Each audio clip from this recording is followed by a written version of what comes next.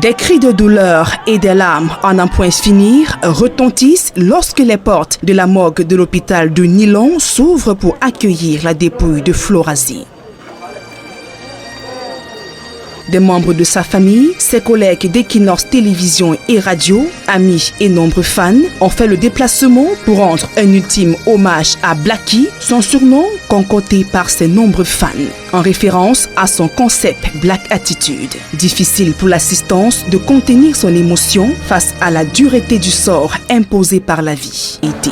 C'est pas sa place dans un cercueil Florazé. À 30 ans, je pense qu'on a encore tellement de choses à donner. On a tellement de choses à prouver. Je suis sûre que là où elle est, là, il y a un pincement au cœur parce qu'elle était pleine de vie. Il y a un goût inachevé qui est là parce qu'il y a tellement de choses qu'elle devrait encore faire. Je perds là une voisine, une camarade de classe, une amie et enfin une collègue. Donc c'est énorme.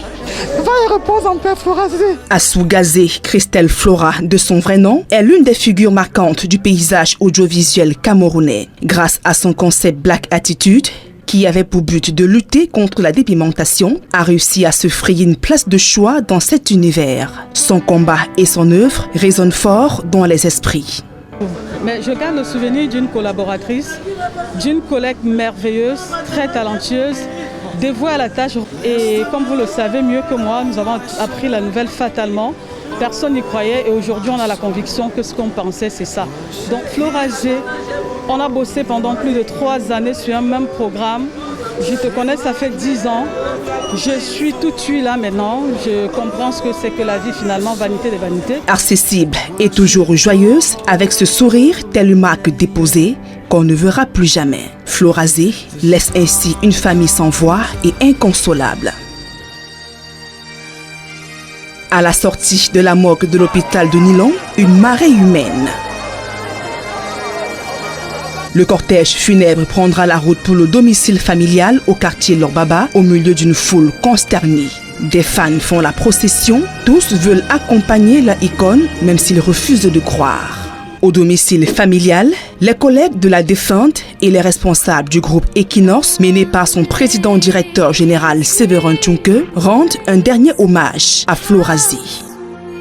Florazé intègre le groupe en 2017 et, après une longue période d'observation et du fait de son talent immense d'animatrice, hors pair, je veux dire, Florazé va se voir confier plusieurs programmes radio.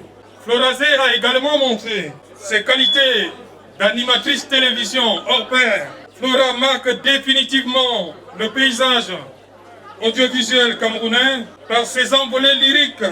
Durant son parcours professionnel, Florazé aura imprimé ses marques au travers de plusieurs émissions, notamment le 10-12 Le Zénith, Bonjour chez vous ou encore Sans tabou. Florazé a emprunté un chemin non-retour le 13 avril 2020, brutalement arraché à la vie. Après un malaise, elle quitte la scène à l'âge de 31 ans. Florazé sera inhumée ce samedi dans son village natal, Vangana, par Essé, dans la région du centre.